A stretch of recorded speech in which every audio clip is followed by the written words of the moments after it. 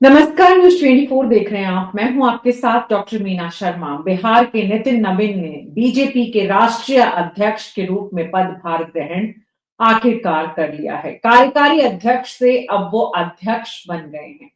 निर्विरोध रूप से निर्वाचित किए गए नितिन नबीन के देश की सबसे बड़ी पार्टी, सबसे ज्यादा सत्ता में इस वक्त ताकतवर पार्टी के राष्ट्रीय अध्यक्ष। कहते हैं कि जो जितना ज्यादा ताकतवर होता है वो उतना ही ज्यादा जिम्मेदारियों से दबा हुआ भी होता है, उस पर उतना ही जिम्मेदारियों का बोझ भी होता है। नितिन नबीन के साथ भी कुछ ऐसी ही कहानी है। देश की सबसे मजबूत आज की तारीख में पार्टी के राष्ट्रीय अध्यक्ष इतनी छोटी उम्र में किसी बड़ी उपलब्धि बिरले ही किसी को मिलती है। देश में, दुनिया में गिने चुने ऐसे शख्स होते हैं जिन्हें इतनी बड़ी जिम्मेदारी मिलती है। नितिन नबीन का नाम अब उन कुछ लोगों में शुमार हो गया है जो बीजेपी के राष्ट्रीय अध्यक्ष तक पहुंचे, जिसमें राजनाथ सिंह, नितिन गडकरी, अटल बिहारी वाजपेयी, लालकृष्ण आडवाणी जैसे नाम शामिल हैं। उन सब की तुलना में देखा जाए तो नितिन नबीन ना सिर्फ युवा हैं बल्कि अनुभव के लिहाज से भी तुलनात्मक रूप से, हालांकि जब जब वो लोग इस पद पर पहुंचे थे तब तब उनका अनुभव भी कुछ कुछ ऐसा वैसा ही था। बहरहाल, नितिन नबीन के सामने क्या जिम्मेदारियां हैं? उत्तर प्रदेश के चुनाव और उत्तर प्रदेश की सियासत पर, क्योंकि बिहार से आते हैं वो, और उत्तर प्रदेश देश का रास्ता तय करता है।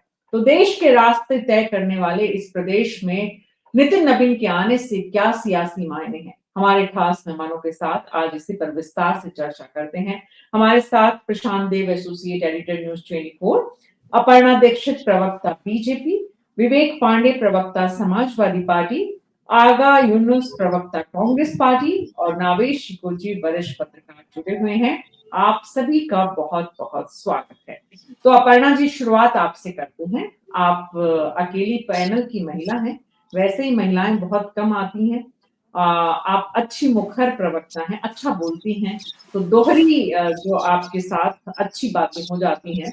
बात यह है कि उत्तर प्रदेश जैसे राज्य में जहां मुख्यमंत्री योगी आदित्यनाथ जैसा सशक्त मजबूत चेहरा है और अध्यक्ष के नाम पर पंकज चौधरी जैसे वरिष्ठ नेता हैं, ऐसे में नितिन नबीन कैसे यहाँ अपनी 2027 की रणनीति कैसे, किसके साथ, किस तरह से आगे बढ़ाएंगे, क्या आपको समझ में आ रहा है अपर्णा जी? सबसे पहले आपको मेरा नमस्कार और सभी पैनलिस्ट को मेरा नमस्कार। धन्यवाद, आपने मुझे पहले बोलने का मौका दिया। मैं भारतीय जनता पार्टी जो देख रही है, भविष्य की राजनीति देख रही है और युवाओं की राजनीति देख रही है। जिस प्रकार से माननीय नरेंद्र मोदी जी ने, हमारे प्रधानमंत्री जी ने 15 अगस्त 2024 को लाल किले के प्राचीर से बोला था कि अब युवाओं को राजनीति में आने का अवसर है और अब युवाओं को आगे बढ़ाने का अवसर है। क्योंकि भारतीय जनता पार्टी में अगर युवा सक्रिय होंगे, हमारे जो इंटरेस्ट लेंगे पॉलिटिकल, सामाजिक या फिर क्या हो रहा है, अवेयरनेस बढ़ेगी, तो इससे काफी फायदे होंगे। हमारे युवाओं को जो तलाशते हैं कि हमारे लिए क्या बेहतर हो सकता है, वो अपेक्षा करते हैं हमसे कि हमारे लिए क्या बेहतर हो सकता है, तो वो स्वयं में चुन सके, उनको ये जिम्मेदारी देने का एक 2000 हम लोग 2047 को देखते हुए, विकसित भारत को देखते हुए भारतीय जनता पार्टी प्लान कर रही है। इसी के मद्देनजर हमारे नितिन नवीन जी को, एक 45 साल के युवाओं को भारतीय जनता पार्टी ने नया मौका दिया है और नया बड़ा अवसर दिया है, जिस पर वो खरे उतरेंगे। मुझे पूर्ण भरोसा है, चूंकि हमारे यहाँ एक पद्धति है कि जिसको चुन लिया गया उसकी गरिमा हम रखते हैं। हमारे नितिन नवीन जी को जिस प्रकार से चुना गया हमारे राष्ट्रीय अध्यक्ष के रूप में, उस प्रकार से सभी देखिए, नेताओं एक ने सवाल मान है लिया। अपर्णा जी, देश में एक सवाल है कि चुना किसने, निर्विरोध चुनाव कैसे हुआ? बहरहाल, मैं उस पर आप बाद में आऊंगी। अभी मैं आगे बढ़ती हूँ। प्रशांत देव जी, मैं आपके पास आ रही हूँ। प्रशांत जी, नितिन नबीन कैसे योगी आदित्यनाथ से तालमेल बैठाएंगे, कैसे पंकज चौधरी के साथ उत्तर प्रदेश की रणनीति बनाएंगे? क्या समझ में आ रहा है कि उत्तर प्रदेश की जो चुनौती है वो सबसे पहली, सबसे बड़ी परीक्षा, हालांकि उससे पहले कई और राज्यों के चुनाव लिए, उसमें दक्षिण भी शामिल है कि दक्षिण में जो है 2 राज्य है जहां पर तमिलनाडु और केरल, जहां अभी तक बीजेपी सत्ता का किला फतेह नहीं कर पाई है।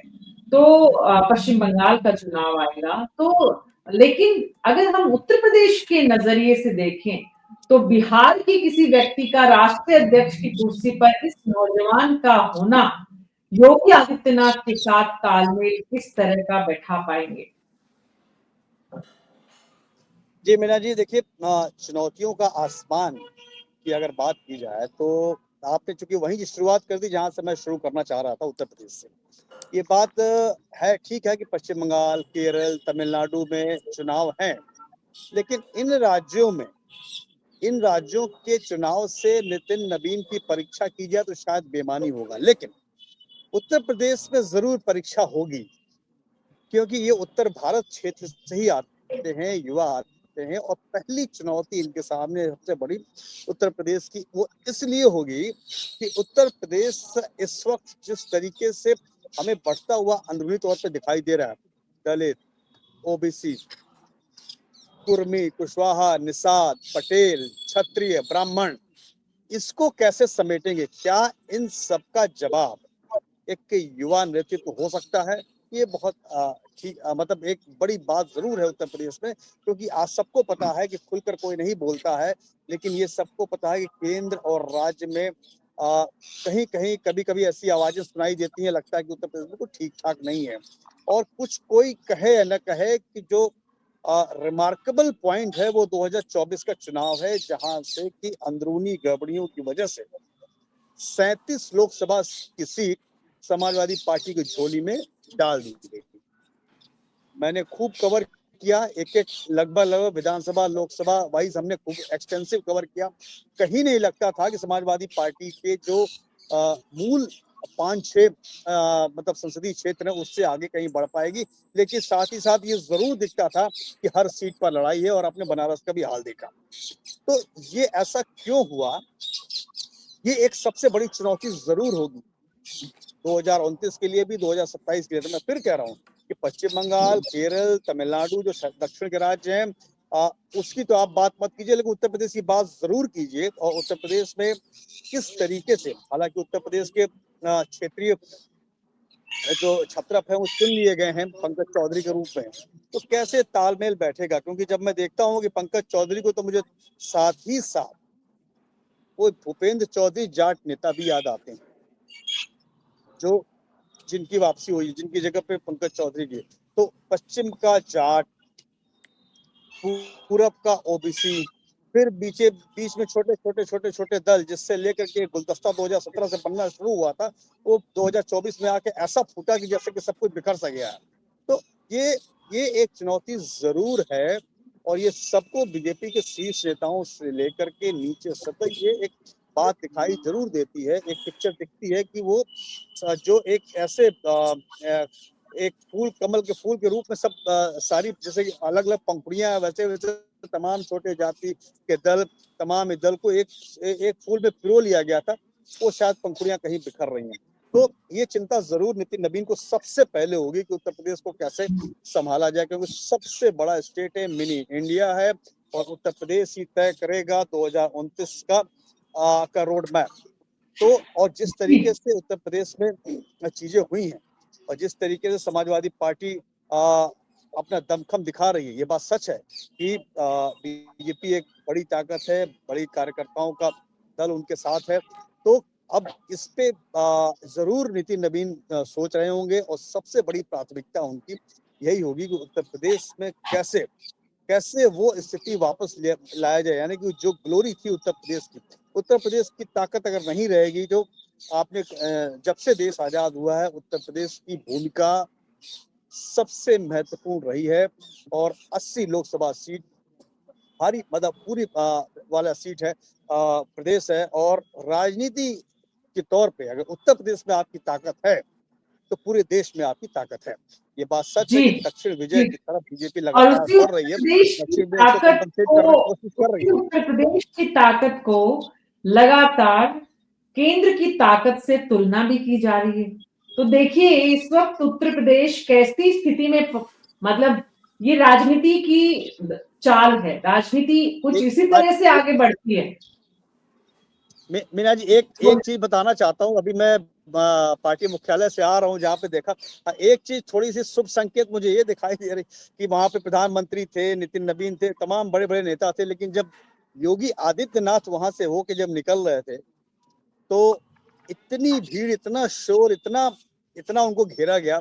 ये वो तस्वीर देख करके बीजेपी के नेताओं को थोड़ा सा संतोष जरूर हो रहा होगा कि अभी योगी आदित्यनाथ के अंदर अभी भी बड़ा दमखम है। मतलब इतना लोगों ने उनको जी घेरा कि उनका चलना मुश्किल हो गया था। तो ये एक ये जरूर है। तो अब ये उनके लिए यही शुभ स्ट्रेंथ कहीं संकेत है। ये किसके लिए यही शुभ स्ट्रेंथ कहीं संकेत कहीं है और वीकनेस भी बन किसके जाती लिए है। अशुभ? ये ये किसके लिए ये बात शुभ अलग है कि संकेत यही है? स्ट्रेंथ कहीं कहीं वीकनेस भी बन जाती है।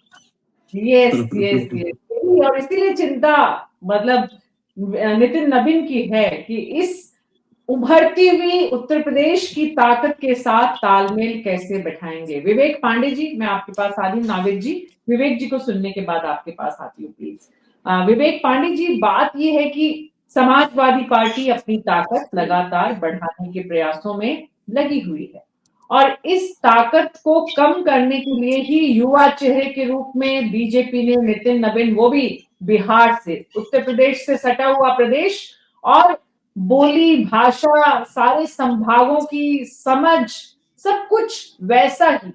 तो जो लगातार पीढ़ी का फॉर्मूला या जो लगातार सबको साथ लेने का प्रयास अखिलेश यादव कर रहे हैं, उनको एक युवा के रूप में चुनौती नितिन नवीन की कितनी आपकी चिंता बढ़ा रही है?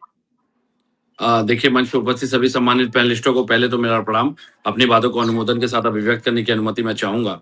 देखिए, हम तो इसको देखते हैं कि बंगाल का ऑपरेशन लोटस शुरू करने के पहले नितिन नवीन जी की नियुक्तियों को कहीं ना कहीं उसी परिप्रेक्ष्य में किया गया है। हमारा ये मानना है कि बंगाल की जो 294 सीटें हैं, उसमें 80 सीटें ऐसी हैं जो कि सीधे सीधे बिहारी जनसंख्या या हिंदी भाषी बाहुल्य क्षेत्रों से प्रभावित होती हैं, और वो ज्यादातर औद्योगिक क्षेत्र हैं, जैसे कुल्टी, बराकर, आसनसोल, दुर्गापुर, आपका हावड़ा, ऐसे कई परिक्षेत्र हैं जहां पे कि बिहारी और हिंदी भाषी लोगों की संख्या बहुतायत रूप से देखी जाती है, जो सीधे सीधे बंगाल की लगभग 80 विधानसभा सीटों पर प्रभाव डालते हैं। और जिस प्रकार से लगातार भाजपा बंगाल में शिकस्त खा रही थी, नितिन नवीन जी का चूंकि ये पहले जहां तक अगर मुझे छत्तीसगढ़ में प्रभारी रहे हैं, शायद सिक्किम के चुनाव में भी प्रभारी थे ये, तो इनको एक अनुभव उस क्षेत्र का और वहां की भाषा शैली का, उसका कहीं ना कहीं एक लाभ मिल सकता है। तो उस नजरिए से, चूंकि बंगाल में अगर 2011 के सेंसेक्स में देखेंगे आप, तो 63.5 लाख की आबादी केवल बिहारियों की थी, जो 7.17% से बढ़कर के लगभग अनुमानता 1 करोड़ के आसपास पहुंच गई है। तो एक अच्छा खासा वोट बैंक प्रभावित करने के प्रयास और उद्देश्य से मुझे लगता है कि नितिन नवीन जी को लाया गया है, और ये ठीक है, उनका संगठनात्मक अपना मामला है। लेकिन उत्तर प्रदेश की अगर बात करें, चूंकि आदरणीय पत्रकार महोदय ने बहुत अच्छी बात कही कि योगी आदित्यनाथ जी निकल रहे थे तो उनको जनता ने काफी घेरा, भीड़।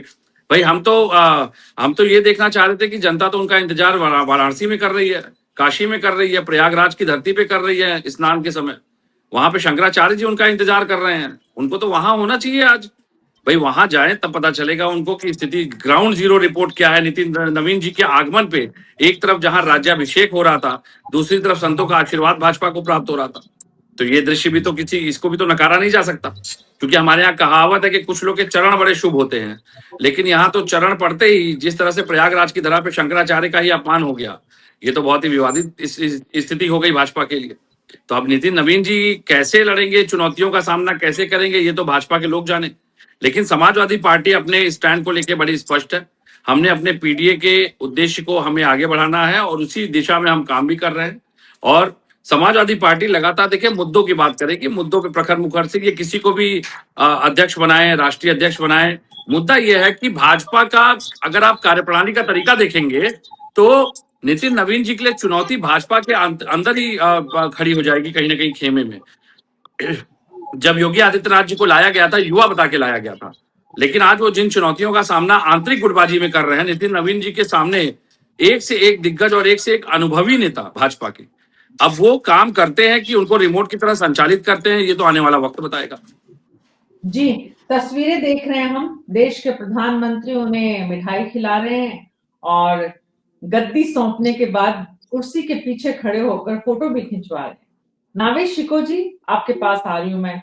जिक्र किया प्रशांत देव जी ने कि जब योगी आदित्यनाथ आए तो वहां पर एक अलग तरह का जोश और उत्साह था, लेकिन केंद्रीय मुख्यालय में योगी आदित्यनाथ का ये जोश और उत्साह तो चिंता का विषय है।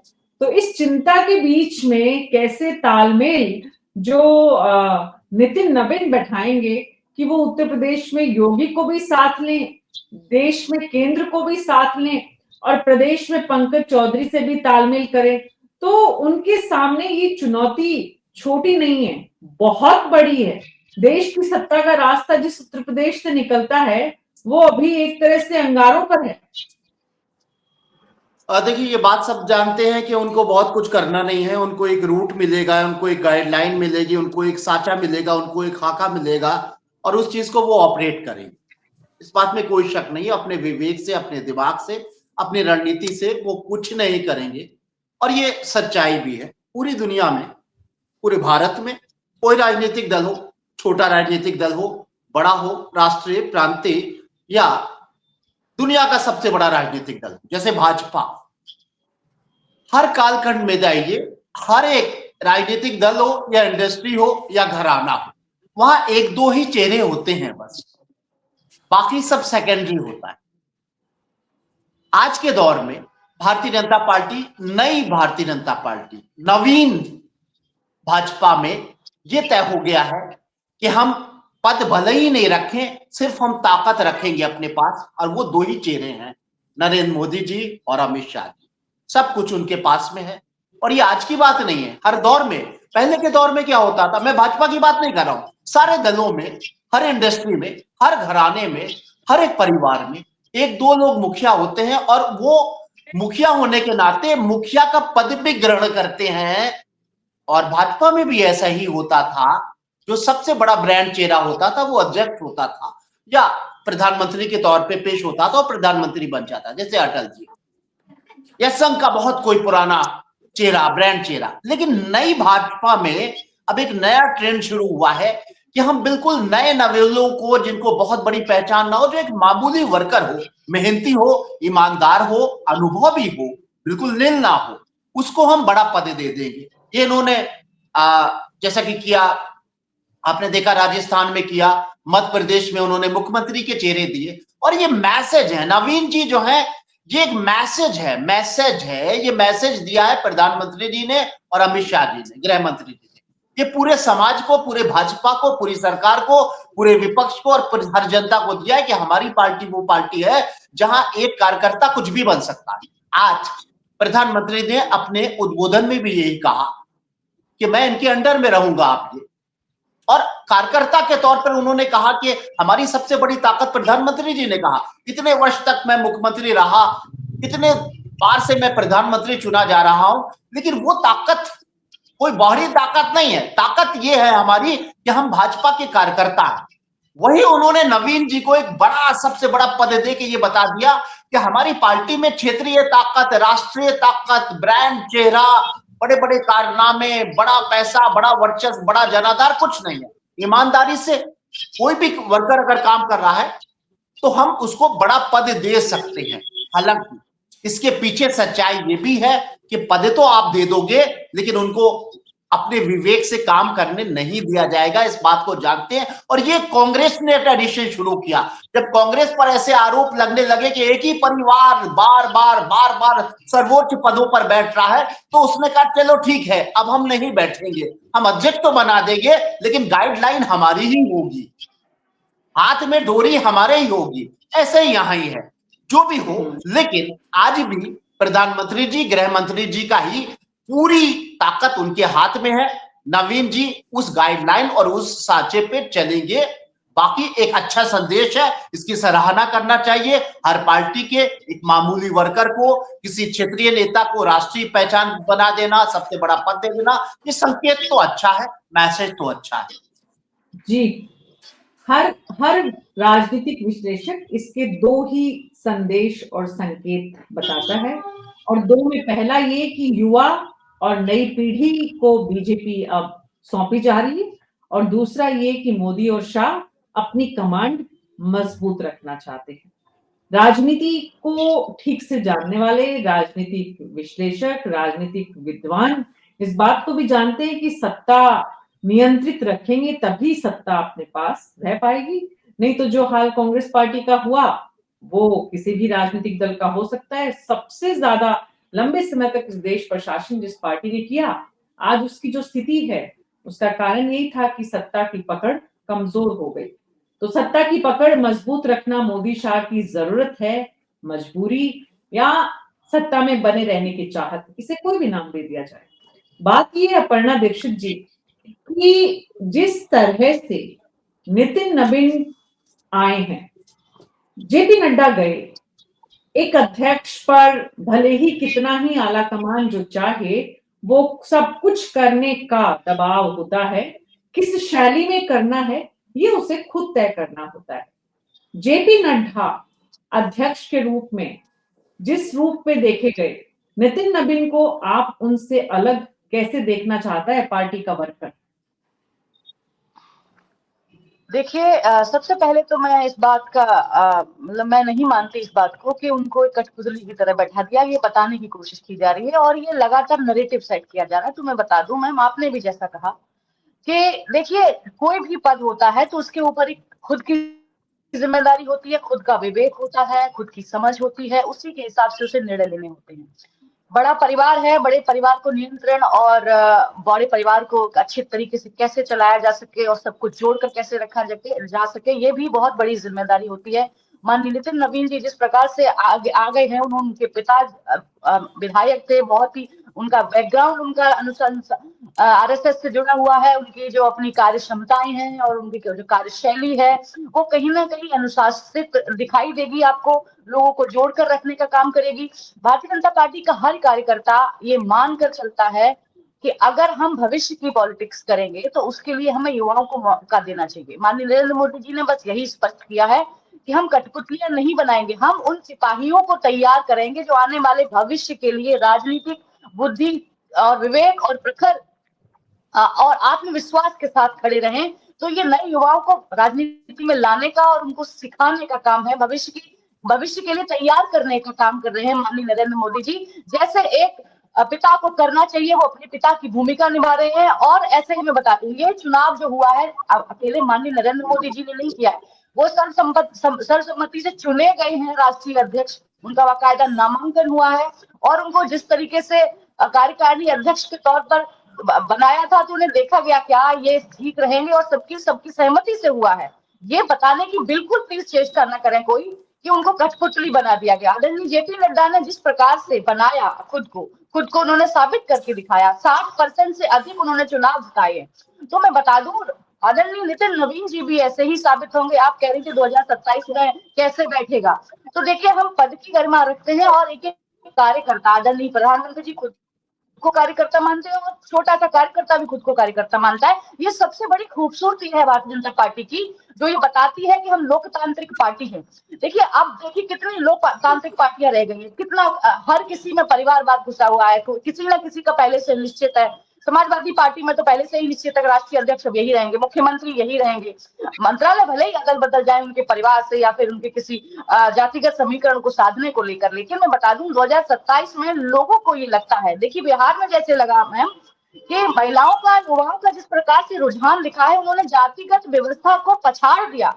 ये सबसे खूबसूरत बात निकल के आई है, उन्होंने विकासवाद की राजनीति को आगे बढ़ावा दिया है और यही भारतीय जनता पार्टी काम करने की कोशिश लगातार कर रही है कि ये जातिगत समीकरणों से उठकर चुनाव हो तो ज्यादा बेहतर है, क्योंकि जाति अगर खत्म होगी तो समानता आएगी और समानता के लिए भी बहुत जरूरी है लोगों के विकास के लिए समानता। तो यही हम उत्तर प्रदेश में लेके चल रहे हैं। मुझे लगता है कि उत्तर प्रदेश में सभी लोग अपने अपने मतों को रख के सर्वसम्मति से अपनी भारतीय जनता पार्टी को हम मजबूत बनाएंगे और हम उस पर काम करेंगे। हमारे बूथ अध्यक्ष, मंडल अध्यक्ष, जिला अध्यक्ष, क्षेत्रीय अध्यक्ष, हमारे प्रदेश अध्यक्ष, हमारे राष्ट्रीय अध्यक्ष और जो भी कार्यकर्ता बाहर से प्रवासी भेजे जाएंगे, प्रभारी भेजे जाएंगे, वो सभी सम्मति के साथ हम सब रहेंगे और उस पर काम करेंगे। हमारी योजनाओं को हम आगे ले जाएंगे, हमारे लोगों को हम जो हमारे लोग छूट जाते हैं योजनाओं को लेकर, हम उन्हें आगे बढ़ाएंगे। यही हमारी आखिरी बात है जिसे मैं कहना चाहती हूँ। और ये प्लीज नैरेटिव नहीं बनाइए कि उनको बना दिया गया है सिर्फ 2 लोगों की चलती है भारतीय जनता पार्टी में, ये बिल्कुल भी नहीं है। भारतीय जनता पार्टी में सबकी सहमति से ही बनती है, कोई भी काम होता है सबकी सहमति से ही होता है, ये हमें सबसे पहले जान लेने की जरूरत है, और यही खूबसूरती है हमारी पार्टी की। जी, पार्टी की खूबसूरती, पार्टी का चेहरा, इस वक्त नितिन नबीन कितना इस खूबसूरती को बनाए रख पाते हैं। प्रशांत देव जी, मैं आपके पास आ रही हूँ। प्रशांत जी, नितिन नबीन को जानते हुए, उत्तर प्रदेश की आज की तस्वीर को देखते हुए, योगी आदित्यनाथ और पंकज चौधरी दोनों जहां एक ही मतलब इलाके से आते हैं, अगर हम पूरे उत्तर प्रदेश की सियासत आपकी में आवाज नहीं आ रही है। संवाद देखें तो नितिन नबीन का जो जातिगत समीकरण और जो उनकी उनकी आपकी खुद आवाज की, नहीं आ रही है। विवेक पांडे जी, मेरी मैं आवाज आ आपके रही है? पास, विवेक पांडे जी, मैं आपके पास आऊंगी। मैं प्रशांत देव जी के हेलो। पास जा रही हूँ। विवेक पांडे जी, आप अपना ऑडियो बंद करें प्लीज। जी, प्रशांत देव जी, प्रशांत देव जी, सवाल ये जी है कि एक एक सीट की कैलकुलेशन उत्तर प्रदेश में जो है वो नितिन नबीन के कहीं ना कहीं जो उनकी अभी तक की राजनीतिक यात्रा है उसमें अभी संभव नहीं है कि उन्हें उत्तर प्रदेश में इतना स्टडी अपना कर लिया होगा। तो उन्हें आने वाले दिनों में सबसे पहले उत्तर प्रदेश के इलाकों वार लोकसभा क्षेत्रों की और उसमें विधानसभाओं की जो एक पूरी की पूरी रिसर्च, उनके पास बहुत बड़ी टीम है, बहुत बड़ी पार्टी है, लेकिन जिस तरह की कॉम्प्लेक्स उत्तर प्रदेश की सियासत है, वहां पर जातिगत जितने खेमे बंटे हुए हैं, जितना पीडीए का फॉर्मूले के साथ समाजवादी पार्टी ने बीजेपी को घेरा हुआ है, युवा के सामने युवा लाकर तो बीजेपी ने एक एक दांव तो खेल दिया, लेकिन बाकी जातिगत और धार्मिक, क्योंकि एक तरफ योगी आदित्यनाथ हैं जो पूरा का पूरा ध्रुवीकरण की सियासत करेंगे, तो ऐसे में नितिन नबीन कौन सा रास्ता अपनाएं जिससे कि उत्तर प्रदेश की चुनौती उनके लिए आसान या कुछ कम हो सके? देखिए मीना जी, मुझे एक दो एग्जांपल्स ऐसे हमेशा याद रहते हैं। 2014 के नतीजे लोकसभा के सबको मतलब पूरी दुनिया को पता है कितने धूम धड़ाक से भारतीय जनता पार्टी ने कदम रखा था, और उसके ठीक कुछ दिनों बाद जब उपचुनाव हुए गोरखपुर में, बीजेपी हार गई।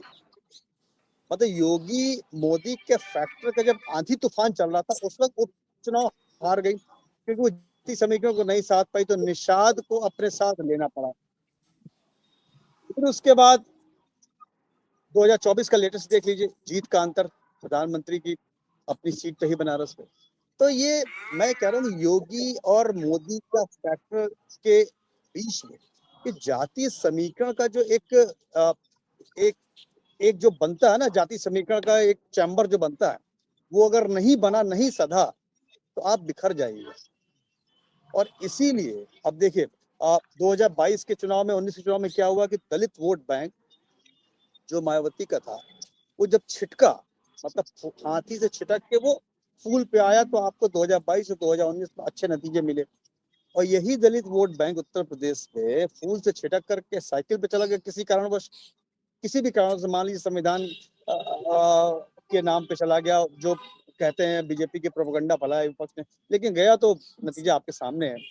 तो बहुत, मैं कह रहा हूँ कि बहुत बड़ी चुनौती होगी है, और हमेशा से रही है। उत्तर प्रदेश से बहुत बड़ा स्टेट है, और एक जातीय समीकरण का एक बंडल जो तैयार होगा। हाँ, ये बात जरूर है कि बीजेपी के पास ऐसे बहुत से उनके कमान में ऐसे बहुत से तीर हैं, जातीय समीकरण है, संगठन है, और सबसे बड़ी बात डेवलपमेंट एंड परफॉर्मेंस की पॉलिटिक्स भी बीजेपी करती है।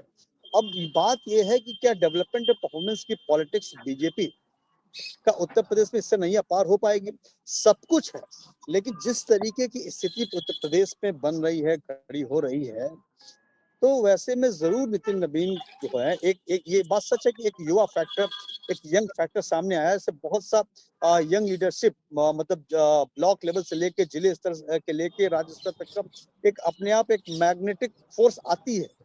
और अब जब वो लोग उनकी तरफ बढ़ेंगे तो उसको किस तरीके से चैनलाइज करते हैं नितिन नबीन, ये बात सच है। कि नितिन नबीन अपने से अभी कोई फैसला नहीं लेंगे, जो कहा जाएगा करेंगे, लेकिन फिर भी जो अध्यक्ष हैं उनकी अपनी लीडरशिप, अपना विजन, अपना अप्रोच तो जरूर होता है। जब मौका मिलेगा तो वो अपना भी तो कुछ आइडिया देंगे कि हम इस तरह से करना चाहते हैं।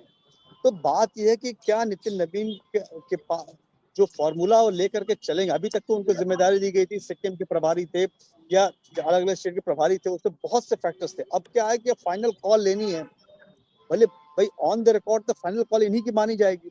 तो अब उत्तर प्रदेश में किस तरीके का वो अप्रोच करते हैं, अब तो देखिए पब्लिक मीटिंग्स जब उनकी शुरू होंगी, किस तरीके से वो बात करते हैं, बात करने में कितना उनका जोश है, कितना कॉन्फिडेंस है, क्योंकि उनको अभी उनको इम्प्रेस सिर्फ देश की जनता या वोटरों को नहीं करना, अभी उनको इम्प्रेस अपने काम से अपनी पार्टी के नेताओं को भी करना है।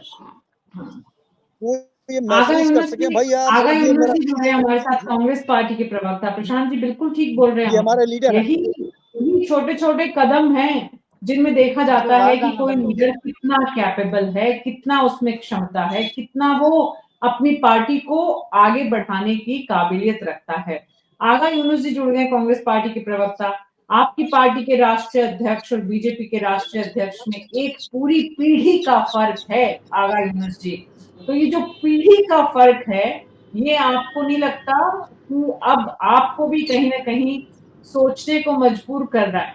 ये नई पीढ़ी उत्तर प्रदेश में नई सत्ता की तरफ आगे ले जाएगी बीजेपी को, और आपकी पार्टी का जो इस वक्त स्थिति है उसमें कितनी बड़ी चुनौती आपके लिए आप नितिन नबीन को देख रहे हैं उत्तर प्रदेश में, आगा यूनुस जी?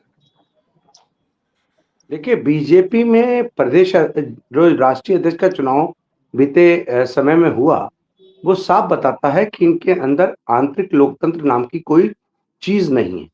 ये तानाशाही लोग हैं, और ये कहीं ना कहीं जो अध्यक्ष की नियुक्ति है, आप देखिए हमारे कांग्रेस पार्टी में जो आज राष्ट्रीय अध्यक्ष हैं, ये इलेक्शन हुआ और इलेक्शन में ये चुन करके आए, तब ये राष्ट्रीय अध्यक्ष बने। आज आप देखिए बीजेपी के अंदर, चाहे वो नड्डा जी बने हो, चाहे उससे पहले अमित शाह जी बने हो, वो पर्ची से राष्ट्रीय अध्यक्ष बनते हैं।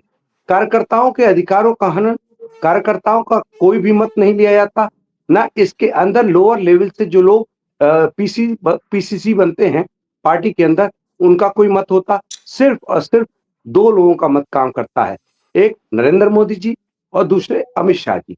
तो ये नरेंद्र मोदी जी और अमित शाह जी की जो पसंद होगी वो बीजेपी पे थोपी जाती है, या बीजेपी नहीं है, ये तानाशाही एक जो आप कहें कहीं ना कहीं एक परिवार है इनका, और ये कहीं ना कहीं दो लोग इसको चलाते हैं, और इनके आंतरिक लोकतंत्र ये साफ बताता है कि ये लोकतंत्र में विश्वास रखते ही नहीं है।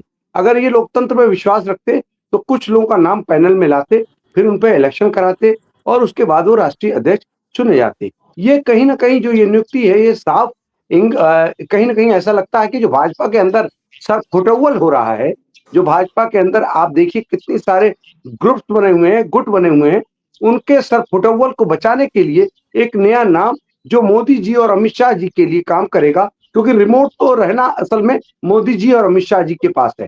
अभी आपने देखा होगा जेपी नड्डा जी राष्ट्रीय अध्यक्ष रहे, लेकिन वो राष्ट्रीय अध्यक्ष कागज पर थे, और असल में राष्ट्रीय अध्यक्ष की भूमिका कोई और निभा रहा था। ये पूरा देश और पूरी दुनिया जानती है कि ये बीजेपी एक लोकतंत्र विरोधी पार्टी है, और वही उसका नजारा है। और ये सरफटोवल से बचाने के लिए आंतरिक जो सरफटोवल है, तो कहीं ना कहीं बीजेपी हाशिए पर आ चुकी है। यूनुस जी, बात ये है कि राहुल गांधी जिद नहीं करते तो आपके यहाँ पर मल्लिकार्जुन खड़गे राष्ट्रीय अध्यक्ष होते कि राहुल गांधी होते, वो तो एक अलग बात है। बात ये है कि बीजेपी दिखावे की राजनीति करती है आपके मुताबिक, लेकिन कम से कम दिखावा तो करती है। आपको लगता है वो दिखावा है, लेकिन जनता को वो लगता है कि उनके लिए, उनकी पार्टी के कैडर को लगता है कि उनके लिए अवसर खुला हुआ है, और हर पार्टी का कार्यकर्ता मेहनत करता है कि क्या पता कल हमें मौका मिल जाए। नितिन नबीन के आने से समाजवादी पार्टी, बिहार में जो कुछ हुआ, बिहार में आरजेडी का जो हाल हुआ, उसमें एक बड़ा कारण ये था कि आरजेडी पर परिवारवाद के और जंगलराज के आरोप लगे। अगर बिहार से नितिन नबीन उत्तर प्रदेश में आकर अखिलेश यादव पर भी परिवारवाद का प्रहार करते हैं, तो आपके लिए मुश्किल तो बढ़ा देंगे विवेक पांडे जी। देखिए परिवारवाद की व्याख्या मैं एक सेकंड बोलना चाहूंगा, 10 सेकंड का मौका दे दे। जी मैं आगे अलीगढ़ जी की धरती से आता हूं और बीजेपी का परिवारवाद तो यहाँ पर इस जबरदस्त है कि देखिए कल्याण सिंह जी मुख्यमंत्री बने, उसके बाद उनके बेटे राजवीर सिंह राजू भैया वो सांसद बने और आज कल्याण सिंह जी के पोते यूपी सरकार में मंत्री हैं। इससे बड़ा परिवारवाद क्या होगा? पूरे देश में अगर आप देखें तो बीजेपी परिवारवाद का पर्याय है। बीजेपी के अंदर राजनाथ सिंह जी को देख लें, आप तमाम नेताओं को देख लें, अब जिस नेता का कोई परिवार ही नहीं हो और जिस नेता ने अपनी बीवी को ही छोड़ दिया हो या बीवी उसको छोड़ के चली गई हो तो उसका परिवार कहां से होगा? ये परिवार विरोधी भी लोग हैं, जिनका परिवार है उनको खुशहाल देखना भी नहीं चाहते। ये आप समझिए इस बात को, ये वो लोग हैं कि जो देश, इस संस्कृति और देश का जो आत्मा है उस पर ये प्रहार करते हैं। बात यहाँ पर ये हो रही है कि आज शंकराचार्य माघ मेले में जिस तरह से उनके साथ बर्ताव किया गया ज्योतिषपीठ के शंकराचार्य के साथ, और वो वहां पर अनशन पे बैठे हैं, उनको स्नान के लिए प्रोटोकॉल जो उनका बनता है वो नहीं दिया जा रहा है। आप समझिए कि हो क्या रहा है देश के अंदर। और ये ऐसा आज वाराणसी के अंदर अगर आप देखें जो मंदिर तोड़े जा रहे हैं, लोक माता अहिल्याबाई का मंदिर तोड़कर उनकी मूर्तियों के साथ क्या तोड़फोड़ की गई, ये औरंगजेब ने नहीं किया, ये बाबर ने नहीं किया कि जो सैकड़ों हजारों मंदिर तोड़ा जा रहा है, ये नरेंद्र मोदी की सरकार और योगी की सरकार कर रही है। और कहीं ना कहीं पूरा देश आक्रोशित है क्योंकि ये छदम में इनके ये हिंदू करके ये सत्ता में जरूर आ गए, लेकिन ये हिंदू है ही नहीं, ये सनातन धर्म का पालन नहीं करते। अगर ये सनातन धर्म का पालन करते तो ये वाराणसी में इतने सैकड़ों हजारों मंदिर जिस तरह से इन्होंने कॉरिडोर के नाम पर, कॉम्प्लेक्स बनाने के नाम पर ये जिस तरह से तोड़ा है, ये पूंजीपतियों की सरकार है, ये पूंजीपतियों के लिए काम करती है और जो भी इनके अंदर है। आगा यूनुस जी मैं आपके पास वापस आऊंगी। विवेक पांडे जी। देखिए, परिवारवाद की व्याख्या पे जाना बहुत ही अतिशयोक्ति हो जाएगी, चूंकि डिबेट डिरेल हो जाएगी। लेकिन मुझे लगता है कि हम परिवार वाले लोग हैं, परिवार की जिम्मेदारियों को, सामाजिक निर्वहन की जिम्मेदारियों के निर्वहन को समझते हैं। हम कोई नॉन बायोलॉजिकल तो है नहीं कि जो आसमान से अवतरित हो गए हैं। चूंकि भाजपा में कई लोग ऐसा अपने आप को बताने का प्रयास करते हैं, लेकिन हम परिवार के लोग हैं, परिवार के सिद्धांतों में विश्वास भी करते हैं। और परिवार है तो परिवार में योग्य व्यक्ति को उसका अनुसरण करने का, आगे बढ़ाने का कहीं ना कहीं मौका मिलेगा। नितिन नवीन जी भी तो परिवारवाद का प्रतीक है। उनके पिताजी खुद कई बार विधायक रह चुके हैं, तो उन्होंने, नितिन नवीन जी ने अपने संघर्ष से कोई जमीन नहीं खड़ी की, उन्होंने उसी विरासत को आगे बढ़ाने का कार्य किया है। तो सिर्फ ये कह देना कि परिवारवाद का प्रतीक है, परिवारवाद, भाई परिवार है तो परिवार रहेगा। और अब आप उसको परिवारवाद की दृष्टि से देखिए, चाहे सामाजिक समरसता की दृष्टि से देखिए, ये आपकी अपनी दृष्टि पर निर्भर करता है। उत्तर प्रदेश की अगर मैं बात करूं तो उत्तर प्रदेश में नितिन नवीन जी कैसे बिठाएंगे तालमेल, ये तो नितिन नवीन जी जाने। अभी तो उत्तर प्रदेश के प्रदेश अध्यक्ष और यहाँ की जो सरकार है उसी में तालमेल नहीं बैठ रहा, उसी में कहीं ना कहीं द्वंद्व की स्थिति बनते बनते रोक ली जा रही है या दबा दी जा रही है। कई दृश्य ऐसे दिखाई दिए कि आने के बाद संगठन में, इनके उत्तर प्रदेश के आंतरिक संगठन में जिस तरह के भूचाल आए और उसके बाद धर्म की आड़ में कैसे धन का संचय कर रही थी भाजपा, इसका प्रतीक तो अभी हमारे आदरणीय कांग्रेस के मित्र ने बता ही दिया। प्रयागराज की धरा पे जो हो रहा है, चलिए ठीक है, आप शंकराचार्य जी को स्नान करने से रोक रहे हैं, समझ में आता है। 16-16, 14-14 साल के अबोध बालक जो बटुक होते हैं, जो शंकराचार्य जी के यहाँ पे शिक्षा लेने आते हैं, धर्म की शिक्षा लेने आते हैं, आप उनको जूते से पिटवा रहे हैं। उनकी शिखाएं पकड़ करके आप जमीन पे घसीट करके उनको अपमानित करने का कार्य कर रहे हैं। मेडिकल रिपोर्ट आपने देखी कि किस तरह से उनको बर्बरता से पीटा गया है उन बटकों को। वो 16-16, 17-17, 18 साल के माइनर बच्चे हैं जो कि धर्म की शिक्षा लेने अगर उनके गुरुकुल आते हैं तो आप उनको जूतों से पिटवा रहे हैं। ये भाजपा सनातन की रक्षक बनी हुई है। मुझे लगता है कि जितना सनातन आज के दौर में असुरक्षित है, उतना तो औरंगजेब के समय मुझे लगता है कि इस तरह के दृश्य नहीं देखे गए होंगे। और अगर औरंगजेब के समय ऐसे ही दृश्य थे तो मुझे लगता है कि औरंगजेब की मानसिकता भाजपा में घर कर गई है। चूंकि दिन रात मुस्लिमों को कोसते रहते थे, अब स्थिति ये हो गई कि भाजपा पूरी तरह से अब्दुलमय हो चुकी है।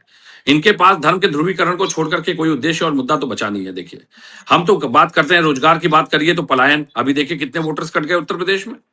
और उसमें बाकायदा चुनाव आयोग ने, जो राज्य चुनाव आयोग था, उसने पलायन लिख करके स्पष्टीकरण दिया, ये पलायन कर गए।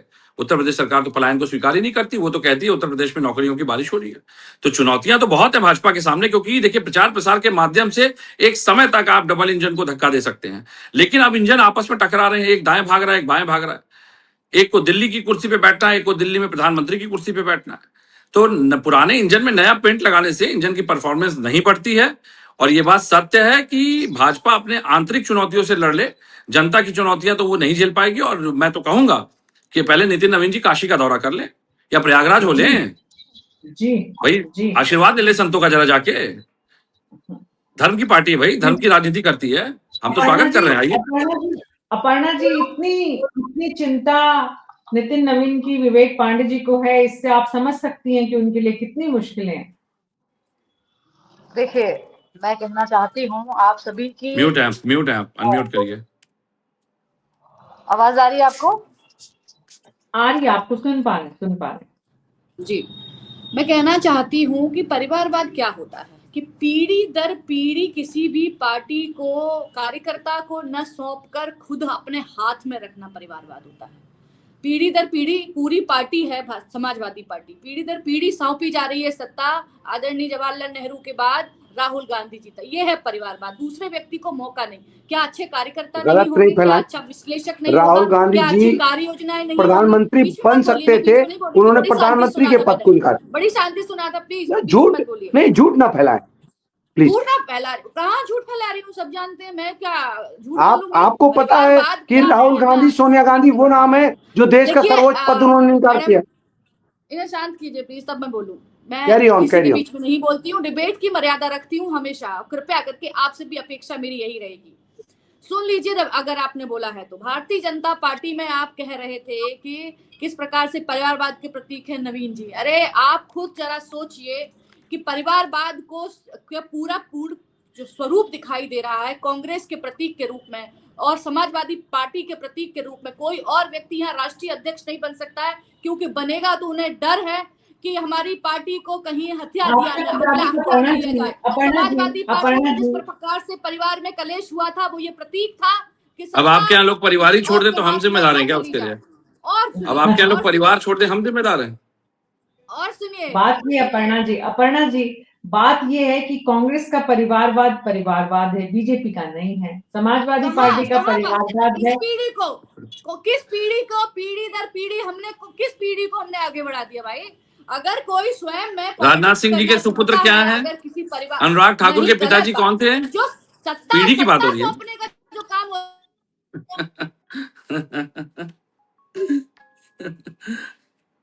आवाज चली गई। अपर्णा जी आपका ऑडियो चला गया है, लेकिन बहुत बहुत शुक्रिया आप सबका इस चर्चा में शामिल होने के लिए। कुल मिलाकर जो बात समझ में आ रही है वो ये है कि अभी नितिन नवीन के लिए उत्तर प्रदेश में चुनौतियों की बाढ़ आने वाली है। ना सिर्फ उन्हें उत्तर प्रदेश के जातिगत समीकरणों को साधना है, बल्कि अपनी ही पार्टी के दो ध्रुव पंकज चौधरी और योगी आदित्यनाथ के साथ तालमेल बैठाते हुए कैसे सीटों का बंटवारा करेंगे, कैसे माइक्रो मैनेजमेंट जो उनकी दरअसल दक्षता है जिसमें वो उत्तर प्रदेश में वो दिखा पाएंगे। ये आने वाले दिनों में बड़ी चुनौती इस वक्त। लेकिन आज का दिन नितिन नवीन के नाम है। बीजेपी के राष्ट्रीय अध्यक्ष के रूप में उन्होंने कुर्सी को संभाला है, प्रधानमंत्री ने उन पर भरोसा जताया है और पूरी बीजेपी, जेपी नड्डा का जो कुर्सी है वो उन्हें मिली है। तो जेपी नड्डा जिस शालीनता और सौम्यता के साथ इस पार्टी को जहां लेकर गए हैं, चाहे वो आलाकमान के निर्देशों के साथ ही बड़े हों, वैसे ही नितिन नवीन की सौम्यता अब उसे कितना विस्तार दे पाती है, ये देखना दिलचस्प होगा। न्यूज़ 24 पर अभी मेरे साथ इतना ही। नमस्कार।